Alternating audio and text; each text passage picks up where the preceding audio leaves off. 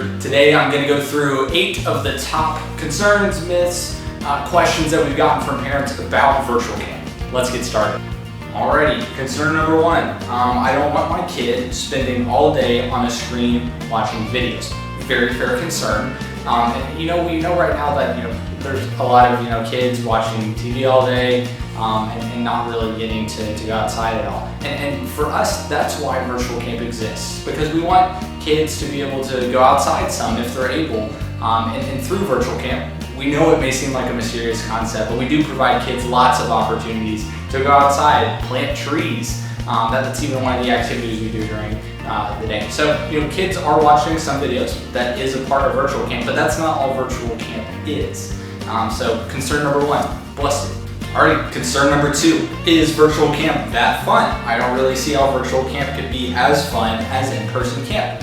Fair concern as well. Well, we spend a lot of time talking about what we can't do. Let me tell you what we can do with virtual camp. We can still play arts and crafts. We can still do recreation, both indoor and outside. We can still play trivia. We can still play Are You Smarter Than a Counselor? We can still have a campfire, and a lot more. So there's a lot that we can do. And so I think that with virtual camp, it actually provides us an opportunity to do a lot more than we were able to do with in-person camp. We understand that kids are in a lot of different environments wherever they are, because that's how virtual camp works. But we think that it's really fun. The campers we've spent time with for the past few weeks and kind of testing this out have really enjoyed it. And so I think it's fun, the campers think it's fun, and the parents think it's fun too. So to answer your question, yes. Second one, debunked. Concern number 3, I don't want my camper interacting with strangers online. Also a fair concern. Let me talk to you a little bit about how kind of online virtual camp works with interaction. So we have a set of 6 amazing counselors that will be interacting with your campers throughout the week, as well as myself, our recreation and director of fun, as well as our arts and crafts director. And so we understand that virtual camp isn't a serious thing, who my camper is going to be interacting with. But something that's really unique that we've seen in the 3 weeks that we've done virtual camp, we've seen kids interacting with each other, over the online experience. We also run through a safety module at the beginning of Monday to make sure the campers and the staff know the expectations we set for them each week. Additionally, all of our staff have been trained and certified in online safety. We know that it's odd having them interact over Zoom and through this website, but it's a really fun opportunity, and we really want to provide a safe space for all campers to have a really fun experience this summer. So, third one, debunked. Concern number 4, I'm still skeptical about virtual camp because we've never done one before. This one gives me a really good opportunity to plug something we have coming up next week. So next Tuesday from 10 a.m. to 12:30, or on Wednesday from 5 p.m. to 8 p.m., we're hosting 3 virtual camp sessions. We know we've gotten a lot of questions about virtual camp. We've done our best to answer them, but really the best way to see what virtual camp is to actually do it.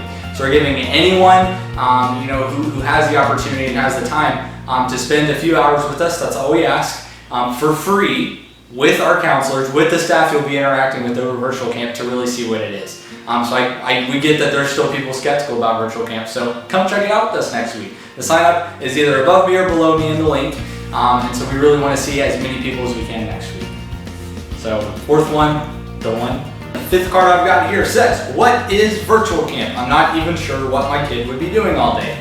Very good question. I'm really glad I get to answer this one, because this is a really big one that we get from people. So, how virtual camp is set up right now. Now things will be changing in a few weeks slightly. As we've learned some things about virtual camp, we want to adapt those. But how we've had camp set up currently. So we have activities from 9 to 5 p.m. all day, and you're like, that's not possible.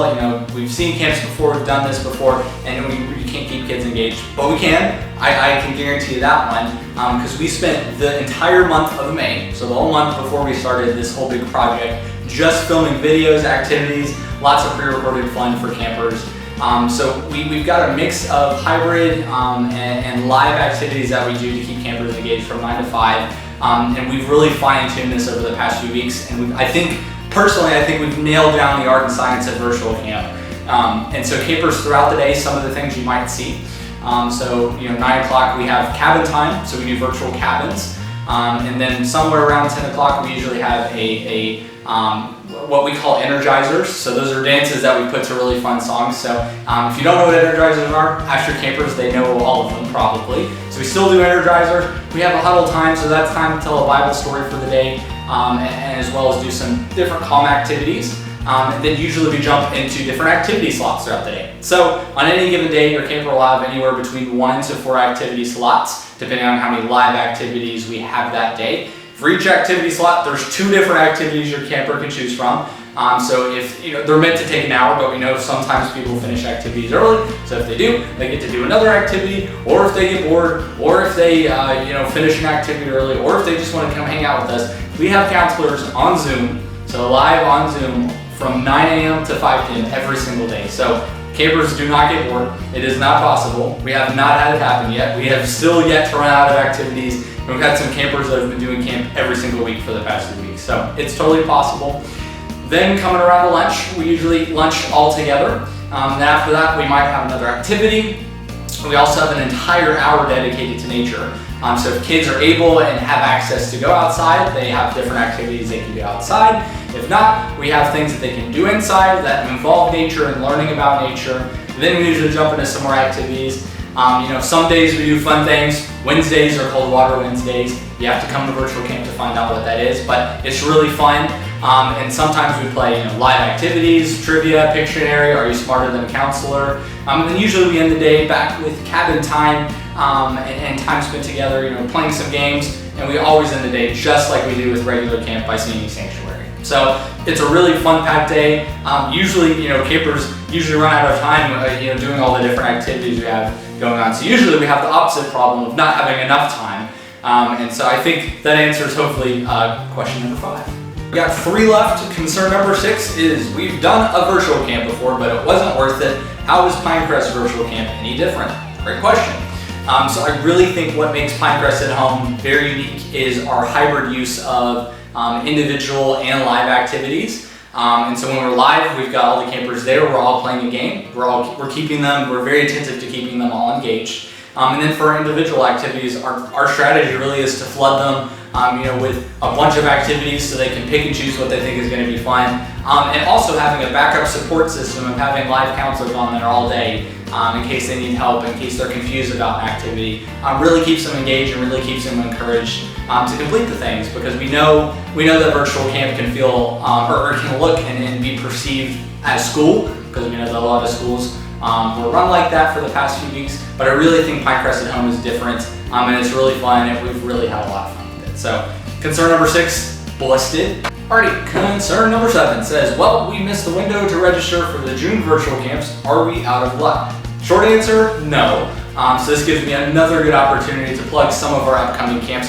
So in July, we've got 3 more camps. So the first 2 are our digital discovery camps. So we're continuing that series into July. If you don't know what that is, that's what we've been doing for the past few weeks. So we're continuing that into July because campers have really enjoyed that. And that's for all ages, so anybody's welcome to attend that. And then our last week in July, our final camp of the summer, we're doing something very unique, something we haven't done in a while. It's a middle school only camp.